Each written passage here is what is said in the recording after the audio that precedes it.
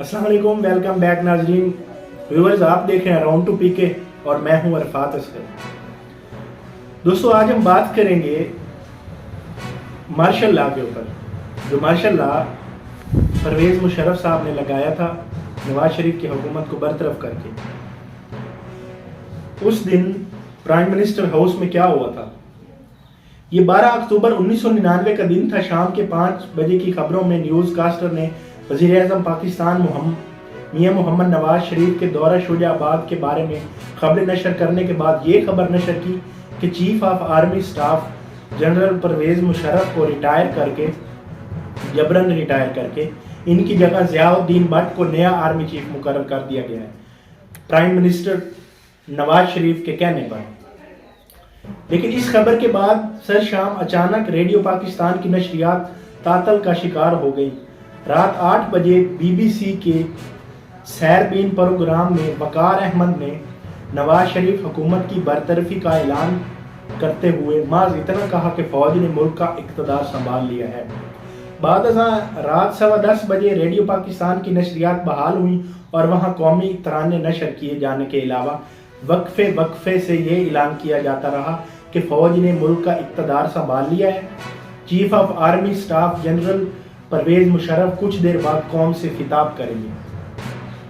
रात के 3 बजे जनरल परवेज़ मुशर्रफ ने कौम से खिताब किया और नवाज शरीफ की हुकूमत के खात्मे और मुल्की सलामत के खिलाफ साजिश नाकाम बनाने का ऐलान किया। अभी इन्हें खुद भी मालूम नहीं था कि इन्होंने किस हैसियत में हुकूमत करनी है, लिहाजा तकरीर में मार्शल लॉ के नफाज का लफ्ज़ भी इस्तेमाल ना किया गया।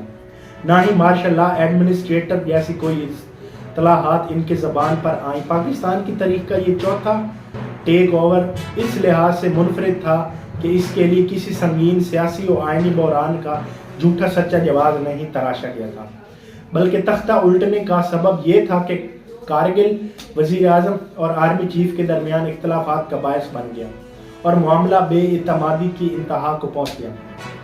कारगिल पर पहले मैं वीडियो बना चुका हूँ।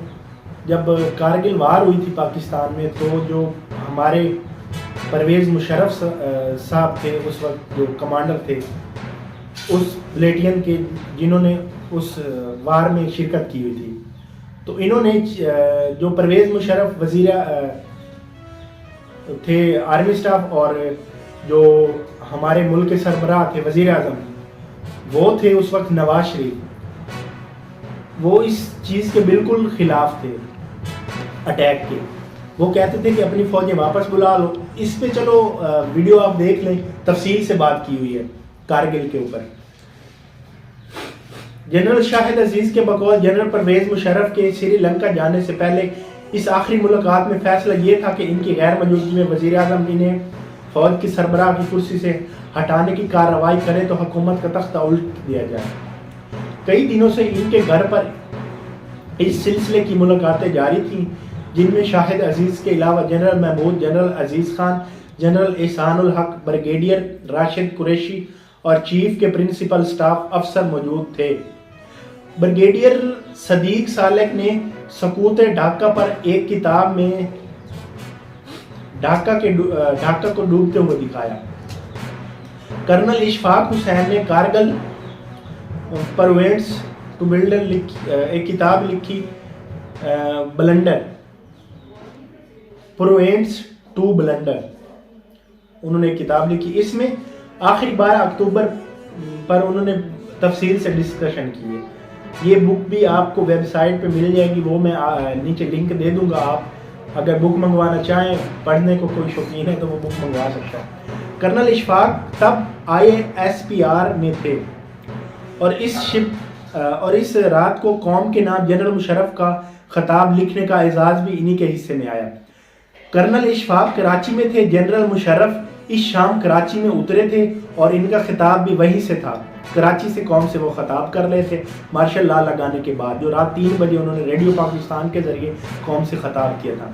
इस तवील तरीन दिन की कहानी से पता चलता है कि सेक्रेटरी दिफा lieutenant general retired Iftikhar Ali Khan endoscopy के बायस घर पर गहरी नींद सो रहे थे, जब फ़ोन पर बेगम साहबा से कहा गया कि इन्हें जगाकर एयरपोर्ट पहुंचने के लिए कहें, जहां शुजाबाद के जलसे के बाद वज़ीर आज़म का जहाज़ आ रहा था। وزیر اعظم نے انہیں اپنے ساتھ گاڑی میں بٹھایا اور بتایا کہ انہیں ایک چھوٹا سا کام کرنا ہے، ایک نوٹیفیکیشن جس کے مطابق جنرل مشرف کو ریٹائر کر کے جنرل ضیاء الحق دین کو نیا چیف آف آرمی سٹاف مقرر کر دیا گیا۔ ان کو یعنی کہ وہ بیچارے گھر پہ نیند کی گولیاں لے کے سو رہے تھے، تو ان کو یہ کہا گیا جبراً کہ آپ نے یہ اعلان کرنا ہے کہ ہم نے جنرل پرویز مشرف کو ریٹائر کر کے ان کی جگہ پہ نیا آرمی چیف بنا دیا۔ جنرل افتخار نے بڑی ملائمت سے کہا اس کے لیے ضروری ہے کہ مجھے تحریری احکامات دیے جائیں۔ انہوں نے وزیر اعظم سے کہا کہ آپ مجھے ریٹن میں دیں کہ میں یہ اعلان کروں تو میں یہ اعلان کر دوں گا، کوئی بات نہیں۔ ایوان میں وزیر اعظم میں جو ہیں وہ گاڑی سے اترتے ہوئے وزیر اعظم نے اپنے ملٹری سیکریٹری بریگیڈیئر جاوید سے کہا کہ وہ جنرل افتخار کو تحریری حکم دے دیں، اور سیڑھیاں چڑھتے ہوئے ایک کمرے کی طرف اشارہ کرتے ہوئے جنرل افتخار سے کہا آپ وہاں تشریف رکھیں، کسی سے رابطہ کرنے کی کوشش نہ کریں اور اس چیز کو آپ سیکریٹ ہی رکھیں۔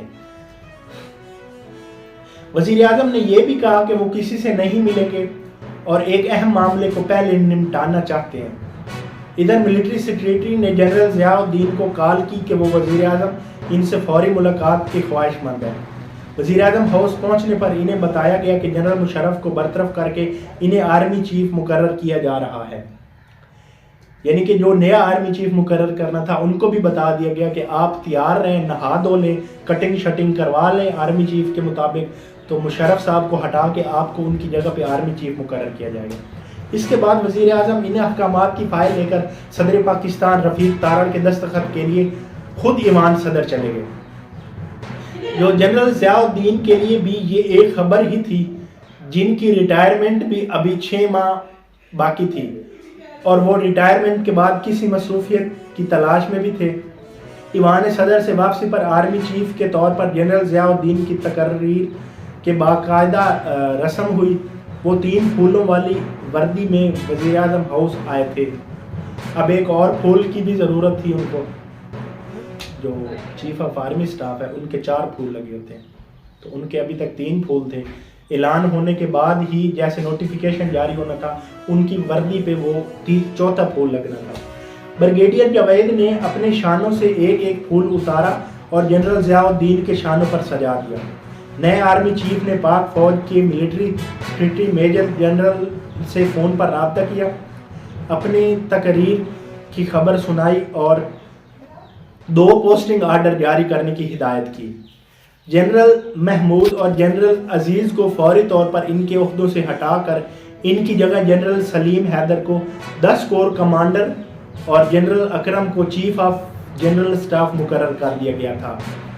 جب جنرل محمود اور جنرل عزیز کو یہ خبر ملی تو وہ گولف کھیل رہے تھے۔ جنرل عزیز نے corps commander Karachi general Usmani کو فون کیا کہ اب کیا کیا جائے۔ جنرل عثمانی نے پوچھا کیا جنرل مشرف کو کولمبو جاتے ہوئے کوئی ہدایت دے گئے تھے، تو انہوں نے جواب پا کر جنرل عثمانی نے کہا پھر ان کی ہدایت پر عمل کرو۔ اگر آپ کو مشرف صاحب کوئی ہدایت کر گئے تھے تو اس پہ آپ عمل کریں۔ مشرف صاحب یہ کہہ گئے تھے، ان کو شک تھا کہ ان کو ہٹایا جائے گا، وہ کہہ گئے تھے کہ اگر میری جگہ پہ کسی اور کو لایا گیا تو آپ نے فوراً ہی حکومت کا تختہ الٹ دینا ہے۔ تو انہوں نے کہا کہ آپ اس پہ عمل کرو۔ تھوڑی دیر بعد جنرل عثمانی کو نئے آرمی چیف کا فون آیا کہ وہ ایئرپورٹ پر جنرل مشرف کو ریسیو کریں اور پروٹوکول کے ساتھ آرمی ہاؤس لائیں، جہاں آرمی چیف کراچی میں قیام کے دوران وہ ٹھہرتے تھے۔ لیکن اس کے فوراً بعد پرائم منسٹر ہاؤس سے ایک اور فون آیا۔ ملٹری سیکریٹری بریگیڈیئر جاوید کہہ رہے تھے کہ جنرل مشرف کو پروٹوکول دینے کی کوئی ضرورت نہیں ہے، انہیں آرمی ہاؤس لا کر پابند کر دیا جائے، پکڑ لیا جائے آرمی ہاؤس لا کر۔ اس یقین دہانی کے بعد کہ جنرل عثمانی مشرف کے ساتھ ہیں، راولپنڈی میں کارروائی کا آغاز ہوا اور تاریخ ایک نیا موڑ مڑ گئی۔ اس کے بعد مشرف صاحب کے کہنے پر جو پیچھے ان کے بیک اپ تھے، ملک سے جب بھی وزیر اعظم یا کوئی بھی کسی دورے پر جاتا ہے تو ان کا بیک اپ ضرور موجود ہوتا ہے، وہ اس کو چیزیں اقتدار اور وہ ساری چیزیں اس کو دے کے جاتا ہے کہ میرے بعد اگر باہر سے کوئی فورس حملہ کر دے تو آپ نے یہ کرنا ہے، کیونکہ ایٹ اے ٹائم ارجنٹلی تو وہ واپس پہنچ نہیں سکتے. مطلب ملک میں کوئی ایسا حالات پیدا ہو جاتے ہیں تو آپ نے اس پہ عمل درآمد کر کے اس کے اگینسٹ یہ کام کرنا ہے. تو مشرف صاحب نے اپنے بیک اپ کو یہ کہہ گئے تھے کہ اگر کوئی بھی اس طرح کا عمل ہو تو آپ نے حکومت کا تختہ الٹ دینا ہے اور ملک میں مارشل لا لگا دینا ہے. تو وہ واپس آئے تو ان کے خلاف جو سازشیں رچی ہوئی تھیں ان کے بیک اپ نے یہ ساری چیزیں ناکام بنائی اور جو ہے حکومت کا تختہ الٹ کر ملک پر مارشل لا نافذ کر دیا. اس پر جو ساری تفصیلاً ویڈیو میری موجود ہے یوٹیوب چینل پہ، آپ دیکھ سکتے ہیں. فی الحال یہاں تک، اپنا خیال رکھیے گا. اللہ حافظ.